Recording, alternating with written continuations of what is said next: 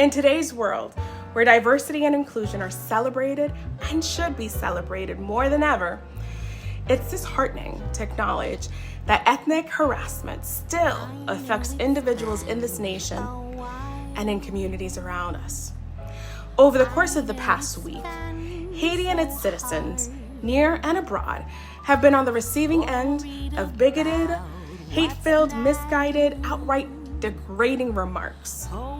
As some laugh, Haitian children are left with the psychological trauma of being harassed because of their country of origin. We fail to realize that there's emotional and psychological ramifications these comments will have on the developing brain.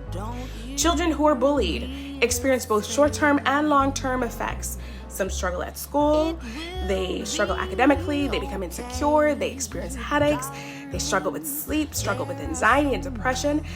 There are physiological changes on the developing brain.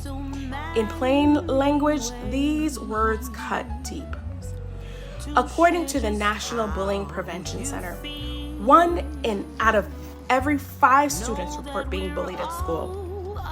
Immigrants, unfortunately, are at greater risk of being victim to bullying. With September being Suicide Prevention Month, it is important that I also share some data about this topic.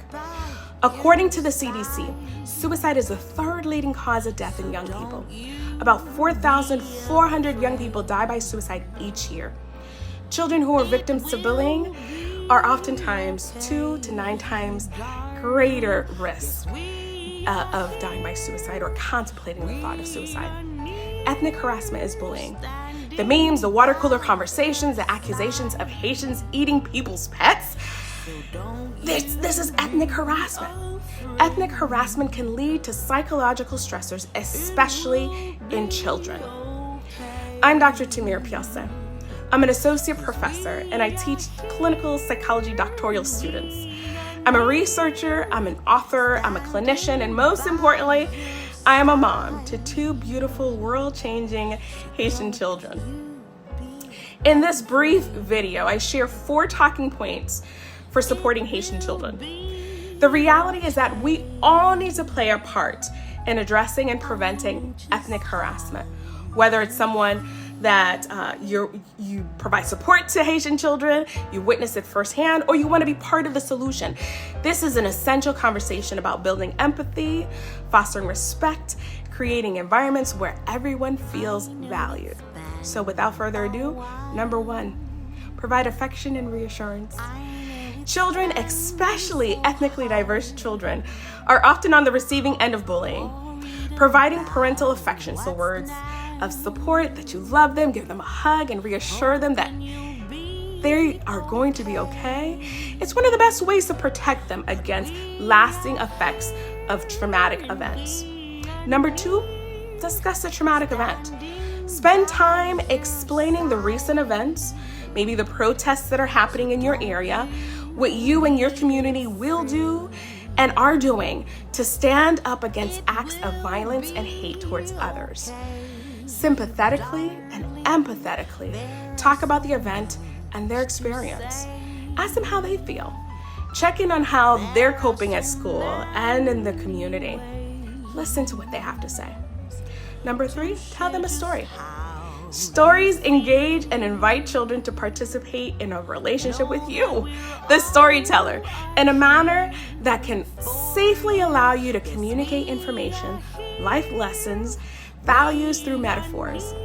Affirm storytelling that makes them feel proud about themselves, make them feel proud about who they are as Haitians. The reality is, Daemon Gamon. Behind every mountain, there's another mountain. Our goal is not to climb the mountain merely to escape. The climb prepares us for the view and the demands the next mountain will bring. We are brilliant and resilient people. Number 4, perceptions of self. When touched by acts of hate, exposed to traumatic events, and even on the receiving end of racial, ethnic harassment, over time, children may internalize that. And if they're not supported appropriately, they may present with depression, They may present with externalizing clinical conditions. They present with violence towards others, behaviors that will require therapeutic intervention. Help children create healthy views of themselves through connections with positive members in their community. So, like Haitian children in the community, other Haitian people. Limit and avoid exposure to threatening situations. Focus on the positives, their strengths. Provide them with opportunities for them to share their story. We can, and we will get through this together. In the words of Mr. Rogers, deep within us, no matter who we are, there lives a feeling of wanting to be lovable, of wanting to be a kind person that others like to be with.